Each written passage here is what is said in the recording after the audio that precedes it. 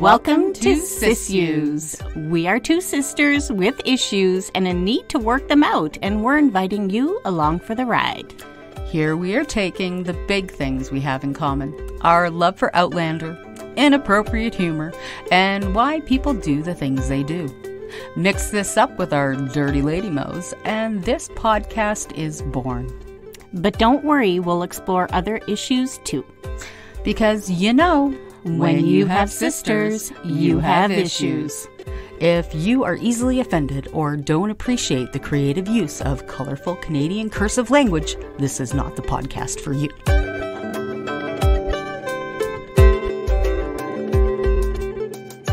Well, welcome back to Sissues, everybody. I'm Phil. And I'm Cher. Dang, it feels like it has been an awfully long time. It's been a minute. You know, this Droughtlander, I swear, has there been any other show that has been like this long without, like, between seasons? It doesn't even matter. It wouldn't matter if there was a show that went like 5 years. I don't care. I don't care about those shows. I only care about Outlander. It doesn't matter. Droughtlander is all that matters. And we are parched as fuck out here. Yeah, we are. But they're giving us stuff. Like, that's why we decided, you know what? Instead of waiting until the premiere, we're going to talk about the trailer. You know what? I'm so excited. About this trailer. It's January and it feels like they're putting out stuff on the weekly. And I look at these guys, doing these, Q&A during the taping of season 6. And I'm like, oh my God, you would have had to do that when you were taping. And why am I only seeing it now? Oh, now I know why I'm only seeing it now. Because they're like dribbling. It's like little babies with their little eyedroppers. You don't have to tease an Outlander fan. You don't have to tease. You just drive the people mental when you do that. Well, you can see them. They're all just we say that we are just frothing at the mouth for any little bit. Yes. I love the little thing that they released, the little blurbs today. Like, what would you bring for modern times? That was pretty cool. Maria Doyle Kennedy for Jocasta. The favorite though. An electric blanket. Like, she would, and I was like, she was not going to say blanket. That woman wanted something else to contain batteries for the bedroom, and it wasn't a blanket. You could see it was written all over her face. Okay, but hold on a second. Hilarious. As much as we think, oh my God, such a great idea, electric blanket, like freezing, whatever. Bitch, where are you plugging that in? It is exactly. You got nothing to plug it into. And I love the whole coffee shop on the corner. Did you just fart? That was my stupid dog. She's rolling around on the bed here and she thinks I'm talking to her. So she's like, row, row, row, row.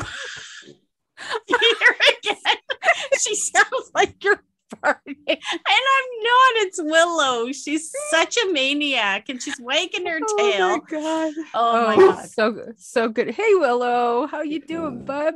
That's hilarious. Yeah, but love it. Love the little Q&As. Like, I absolutely love that. Oh, and oh my God, the accessories.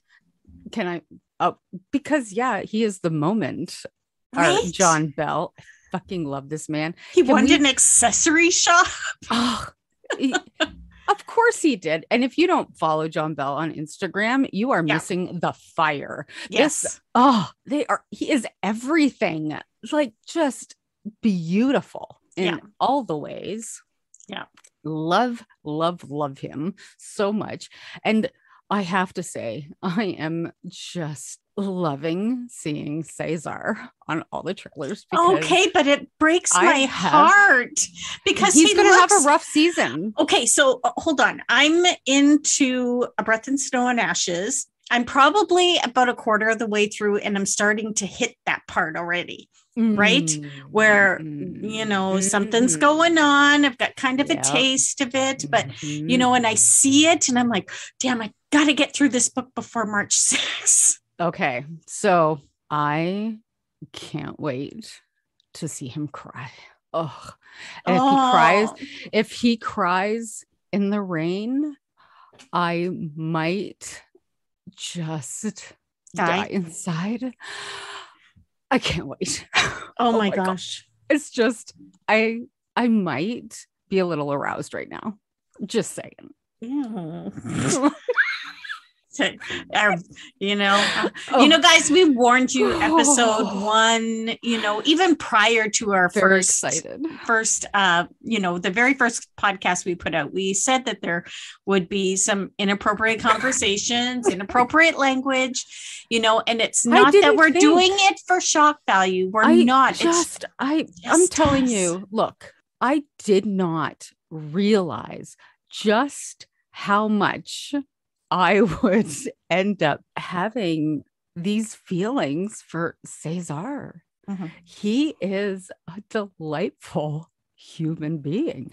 And watching he puts up some pretty thirsty shots on Instagram. He does, but it's really him. It's not a whole lot of, I'm going to pose myself this way. He's in a fucking elevator for one of them, and he's just like taking a picture of himself in the mirror of the elevator. And I felt like one of those, like in Who Framed Roger Rabbit, where the eyeballs go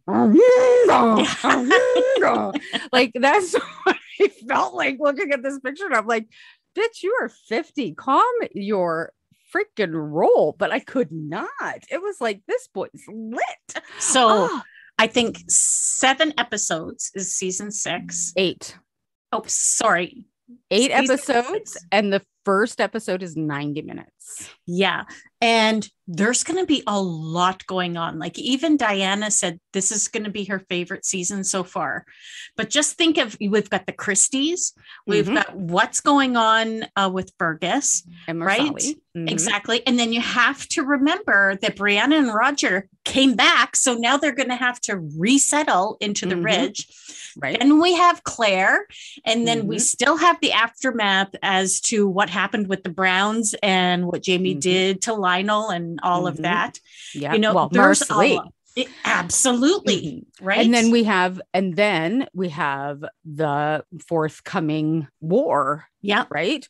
So we've got all of this stuff that's going on. And then we've also got little things going on in the background, because we've got Lizzie and some stuff from the book that some people might not know about. So I'm hoping, I don't think that we're going to get a lot of the Lizzie story going on, but I think we might be getting some little pellets dropped, because I think that we might be seeing in season 7, which is going to be 16 episodes. What they essentially did was take season 6 and 7, and they trunicated season 7, right? Yeah. So they just shortened season 6 and then threw it into the extra episodes into season 7. Yeah. So I think what we're going to do is we'll probably get a lot of little seeds planted in the background in season 6 that we'll see in season 7.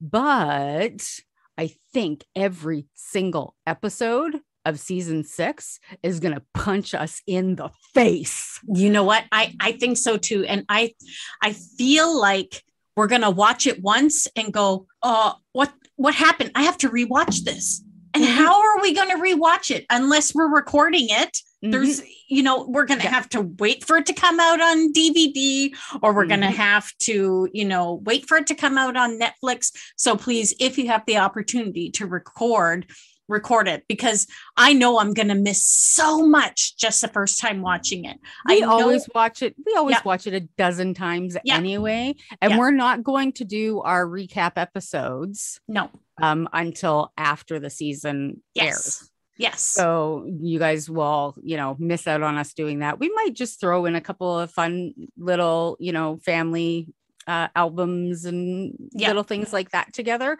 Maybe talking about different plot lines or something. I don't know. We'll put some sissues stuff together for you guys, but absolutely. we'll wait until the Droughtlander to do our recaps again. Exactly. That way they have something after, because I don't know about you guys, but all I want to do is watch these next, season 6. I just want to focus on that. I don't want to listen to a podcast, but after it's done, we're going to go steady, quick, watch it over and over and over again. And then we'll start our recaps. Man, I'm so excited. I just can't wait to see what they do with everything, because there is so much story. Yet, you know what? They're only going to be doing 8 episodes. So I just cannot wait to see how they adapt this. I'm always excited to see how they change things. I'm always excited to see how, the characters wriggle into each other, all the actors, how they wriggle into those characters, how they change things. Katrina's voice on the voiceover for the trailer was and aren't you going to be looking to see if you can see the belly a little bit?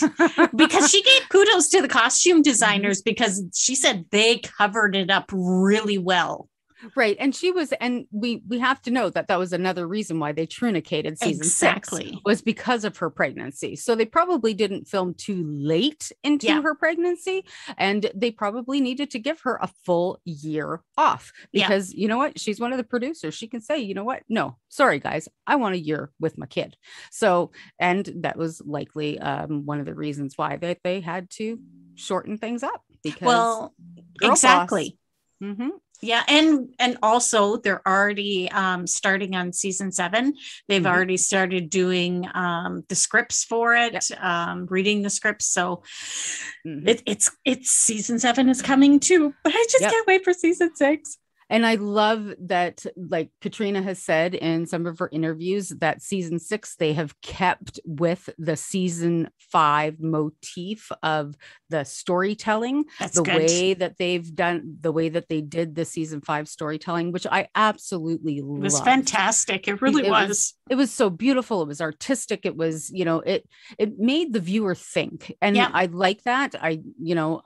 Some people don't like the stylistic storytelling, but you know what? I'm all for having your viewer be able to think a little bit harder, dive a little bit deeper. And I think it's great. So I can't wait. And I love the new characters. Yep. So excited to see them act.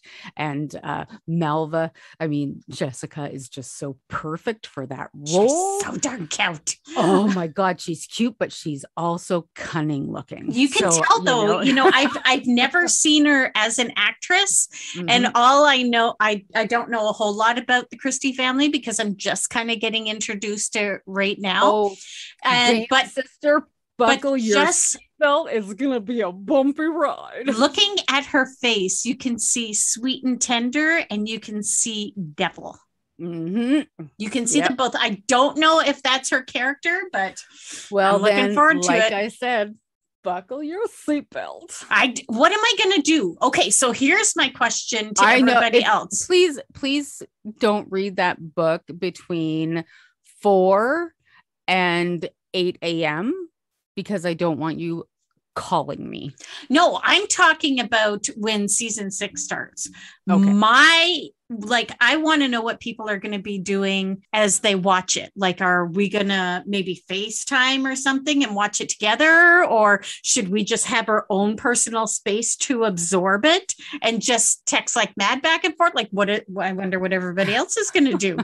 Like, you can't just sit there and watch it, can you? Like, that's weird. We did last year.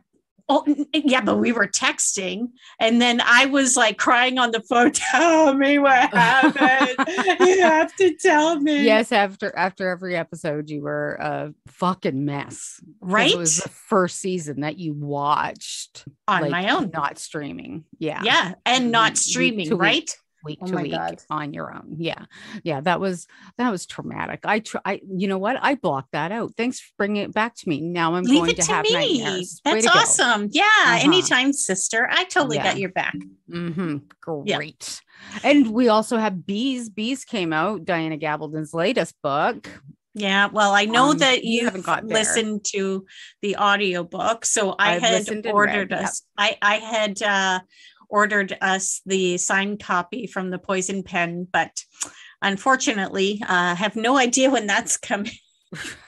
That's still stuck up in somewhere. Yeah, it's kind of sad, but it is what it is. There's nothing I can do about it. So I'm hoping that sometime in 2022, I'll get notification that maybe it's coming out. I thought it was going to be like a diehard fan and order from her bookstore and wait for it from there. So I have to be patient. I just have to be patient. It's a good thing that you're still on A Breath of Snow and Ashes. Right, exactly. Because it's not it's a good thing I wasn't waiting for a copy.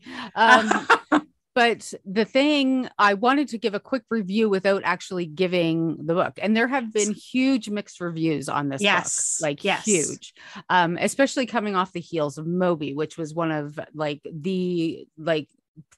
it was, a lot of people put it like right up there next to Outlander as being like top of the book, like in her, which is really interesting because most series book writers, people don't have like super favorites in the series because every book is kind of written the same.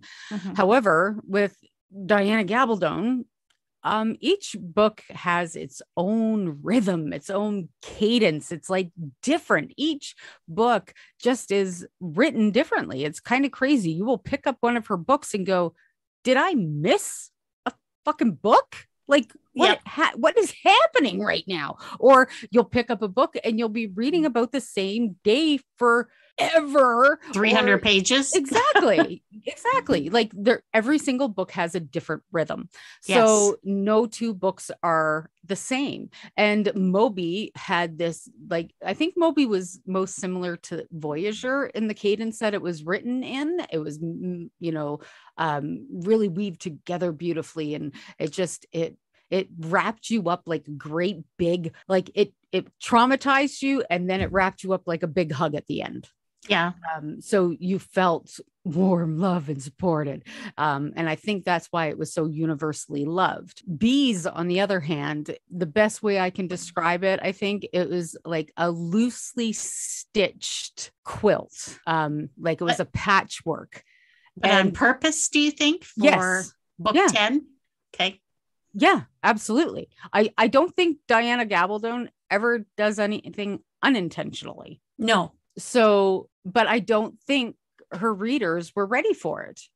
After 7 years, I think the expectation was something so completely different. They expected Moby all over again. But then isn't, and I don't, when I say this, I don't mean to be rude, but isn't that their problem? Diana is they've read 8 books up until that point. They know that it can be this high or this low or a little slow, kind of like The Gathering. But, she is just, I think, a different type of writer where maybe she did this on purpose to piss people off. To say, and I don't know if, like I said, I don't know. Like, I think Diana does everything kind of with intention, but not intentionally. Like, I don't think that she understands the intention. Right. I don't think she writes for her readers. I think she writes for herself. Yes. And I believe that she doesn't know how people will respond. So she just kind of does it anyway. So I think because everybody's expectation was like way up here, and because they got something so far over to the left, they were like, what the hell has happened? Yeah. Right. So when I read it, and I read it twice, because the first time I was like, what the hell happened? I read it again and I was like, this is what I'm left feeling. And I'm feeling like it's like this patchwork quilt where all the seams are just like left a little bit loose. And all somebody has to do is like give it a nice big pull. Yeah. And I'm waiting for the nice big pull. So all of the questions that everybody has, because I'll go on Reddit, I'll go on all these different sites and replies and comment streams where people are just like losing their absolute shit. What's happening here? What's happening here? What's happening here? And I'll remember back in book 5 and book 6 or book 2. And I'll remember those same conversations happening. Yeah. And it's just, people are so much louder now. And, you know, so it's really interesting because Diana also is changing and growing as a human being. And so her writing does the same thing in a lot of ways. People expect perfection from humans, and it's impossible, never going to happen.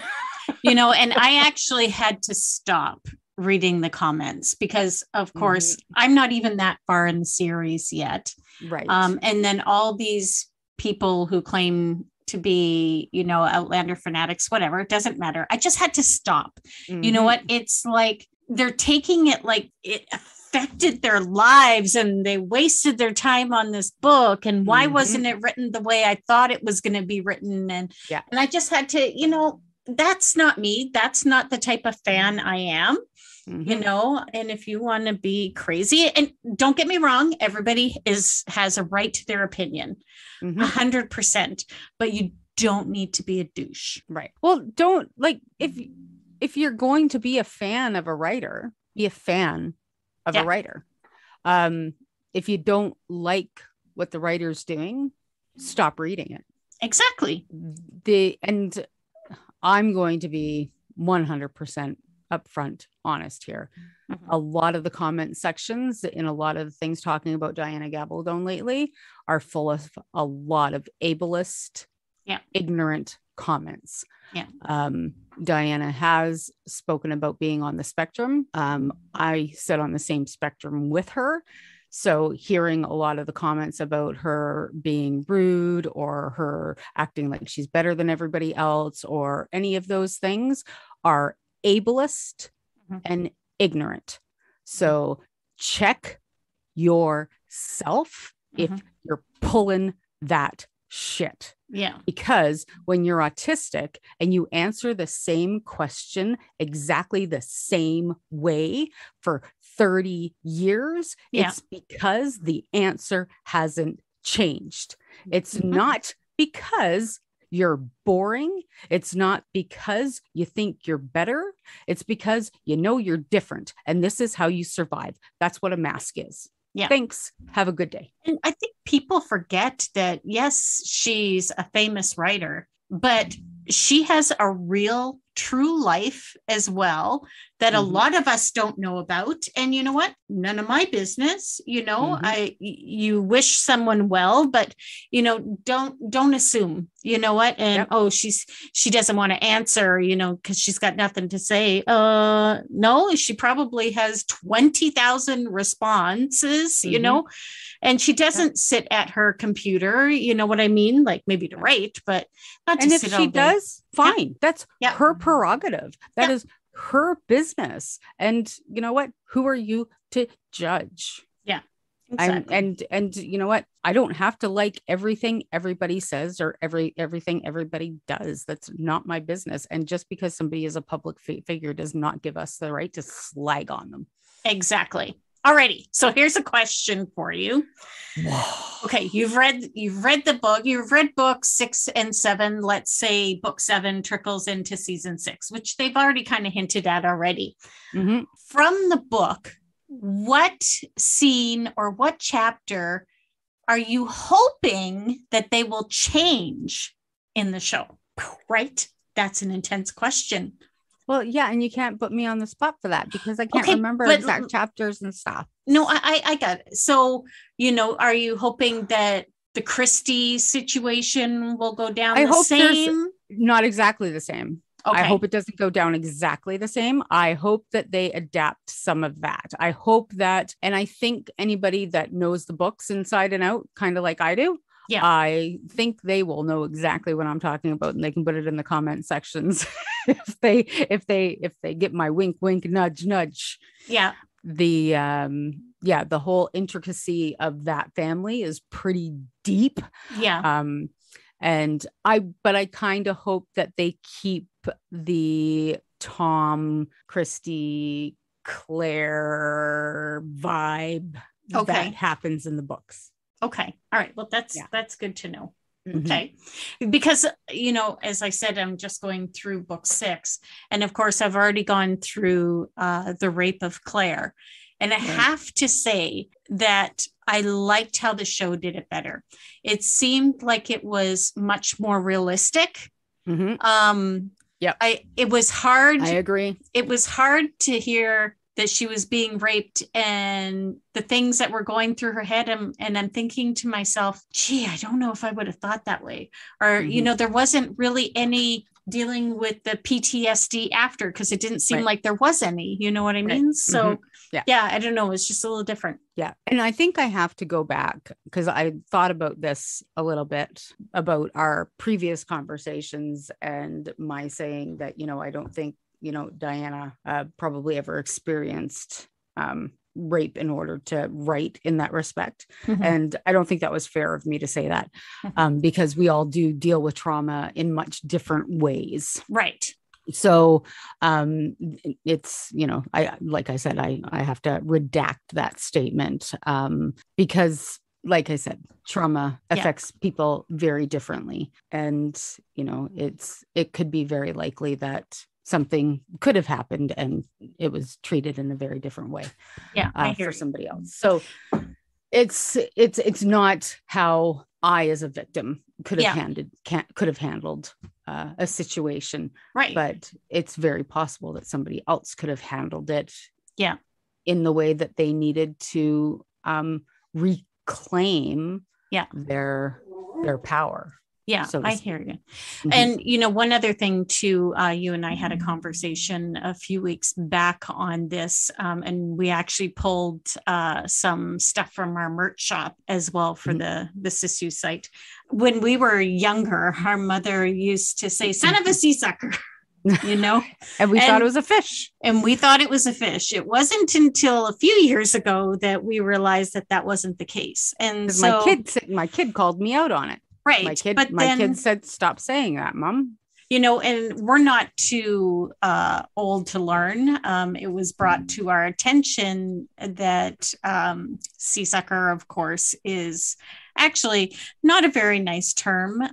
It's not LGBTQ plus friendly, and we just want to apologize for that. So we've learned. So it's something that we will not use going forward. But again, we just wanted to apologize to anybody that maybe took offense to that when we did talk about it on our podcast. So we just wanted to put it out there because we are fans. We are fans of the rainbow flag 100%, and we did not intend to offend anybody. And we have removed the merchandise from our shop as well. Yes, we have. Absolutely. All righty. So season 6 coming out on March 6th. I'm so excited. I'm so stoked. And let's also just talk quickly about Belfast. Oh, Belfast. I saw that with you. It was fantastic. What I loved is listening to her true voice. You know what I mean? Like of course they put a harder enunciation on it, but it was fantastic. It was amazing. It was so, unfortunately real for them. She could remember, times like that. She, of course, lived in a, closer to the border, but she remembers times like that. I watched it first. I went to the theater. Actually, it was my husband and I's first date night out to the theater in, years to go see it. And we both cried in the theater the first time. And when I watched it with you, that was my fourth time watching it. It is absolutely, Katrina brought me to see it the first time, but then, it's just the movie in general that, just pulls you in from the opening credits to the very last scene. Can you imagine how hard, breaking and beautiful. So everything about it, from the music to the choreography to the act, every single actor in that film brought their heart and soul to it. Yeah. And I hope, and I don't say this because I'm an Outlander fan. I think even if I didn't watch Outlander, AJ, my oldest, they watched it with me and they loved it. They thought it was a beautiful film. I don't think even if I wasn't an Outlander fan, I would want this film to win all the Oscars. Yeah, same here. But what, I know that she started establishing herself as an actress, of course. Outlander, Ford versus Ferrari. She did a fantastic job. But this, even though the young boy kind of stole the show, she just did a fantastic job. It was seeing a different side of her. And of course, one that she could 100% relate to, right? Yeah. And she had a sense of pride doing this particular movie. So yeah. And she said after she got home from that movie that she decided that she was having a kid. Yeah. And she seems like she got pregnant pretty freaking quickly too. Got a girl. Well done, husband. Right. Good job, Tori. Yeah. It's just, it is. It's just such a beautiful, phenomenal. Jamie Dornan and her together were on just fire. They were beautiful. Yeah. I love them together. I think that there's something with Katrina that she is so open to learning and so open to, and just down to earth, I think. Yeah. That allows other people that are the same way. I think if they're uptight or too involved in themselves, they might not get the same quality of performance out of her because it doesn't allow her to be that way. Yes. I think that Jamie Dornan, I mean, if you ever want to experience what this guy is like, just actually like as a guy, go onto YouTube and type in Jamie Dornan on Graham Norton and watch those clips because there is no more down to earth, normal, dorky guy than Jamie Dornan. He is awesome. And, so kind of a lot like Sam Heughan in that regard, where they're just laid back, easygoing, so I think that really helped in that chemistry. And I get just the way Kenneth Branagh, direct, he's like, just go sit over there and start chatting. Even though the topic was really intense, because, a lot of people, maybe don't know what went on in Ireland or, but it was soft-hearted, but it brought you to reality. You know what I mean? So you really felt for each and every character, right?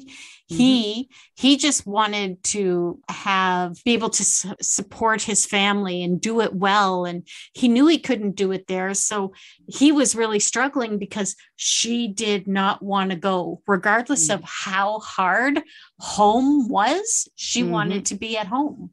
Yeah. Right. Well, so that's the thing. It was her home. It was her place. It's where she grew up. Everything that she knew was on that street. Yeah. But then all of a sudden that street started turning into a war zone. Yeah. Around her. So all the love and safety all of a sudden started rolling up. And do you stay for the sake of memories that you have and what it could be?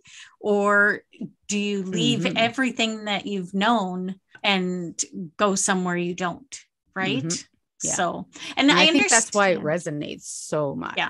And I understand why she, in hindsight, I understand why she didn't want to go, because what was it going to be like for Irish moving somewhere else when people didn't have a really high opinion of them? So was it going to be just as hard somewhere else and in a foreign place, or could it just be hard and her at least be home? Yeah. So, well, I mean, in some places in London, they had signs in pubs that said no blacks, no dogs, no Irish. So, I mean, it was pretty racist everywhere you went. I mean, when, Irish comes after dogs, you know how that's thought sad. of they were. So it was a hard time for people everywhere. And I think because Belfast was made the way it was made, even though it was made about the troubles in Ireland, so many people can relate to it. So many people can relate about leaving home and the people that you love. And it's, they can say, that's my story. Yeah. Even though it's, from a different time and a bit different Yeah, well, so it's just a beautiful, beautiful movie. And if you haven't seen it, just go to watch Belfast online. And guaranteed Miss Katrina is definitely going to win herself some very well-deserved awards. So super proud of her, good for her. Yeah. Sisterectomies. They're not always great stories because, sisters don't always stick together. Nope. So Krista T on Quora had this to say. So in 1982, my sister had a fluffy white parakeet that she had in a bird cage high up in a window that I, of course, 6-year-old me, always wanted to hold. Watching it sing was fun, but the thought of holding that bird named Salt just obsessed me. I loved animals. I'd love to ask and whine, of course, to hold it. Please.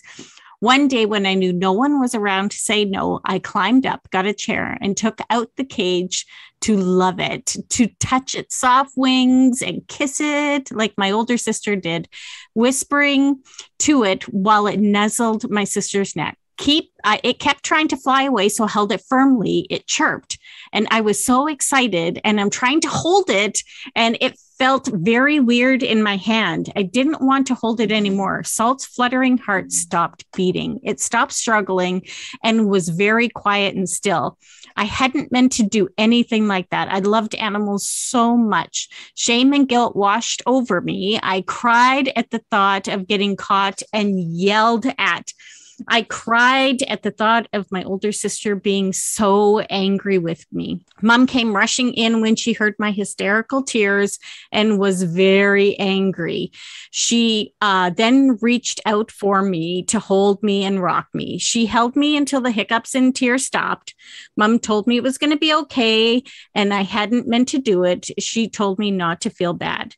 Mom went on to say that my older sister didn't take good care of the bird anyway, so it would be our secret.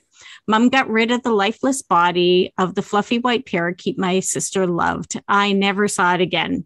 When my older sister got off the school bus, Mom raged at her that her neglect had killed Salt and that it was her fault. I was just glad Mom wasn't raging at me. Years went by. Not telling my sister was pretty petty and powerful. And I told my sister in her 30s out of guilt and shame that I had killed her parakeet and she had not killed it. Not because of this, but we do not speak to each other anymore. Not even small pleasantries or Christmas cards. Wow. Mom, what the hell is your problem? Right? The fuck? Pinning your children against each other like that? That's Jesus terrible. Christ. Like, seriously. I mean, I know the little girl was 6. I mean, okay. Like, and yes, it was an accident, but to rail at her older daughter and blame her for killing her pet and then, and she says that it's not because of this that her sister and her don't speak, but I can guarantee you that's a little part of it. But honestly, if you were a mom and you didn't want, the sisters to go at each other, wouldn't you just say the bird died? Right? Yeah. The bird oh my God. died. The bird died. Like, that's all you need to say. Yeah. Sounds like a little bit of dysfunction happening there. That, like, a little. Not to make fun, because I know this is probably someone's true story. I get it, but shame on mom. Shame on mom. Shame on mom. Yeah. So, and that's probably why. Yep. I mean, because like in the big scheme of things, you set up sisters like that. That's probably why it doesn't seem like a big deal to them that they don't speak anymore. Yeah, that's so sad. Well, I'm sorry that happened to you and your family. And guys, if you have any sisterectomy stories, whether it's a blood sister or a sister you chose for your family, let us know your story. You can visit us at sissues.ca or visit us on Facebook, Instagram, or Twitter. Tweet, tweet.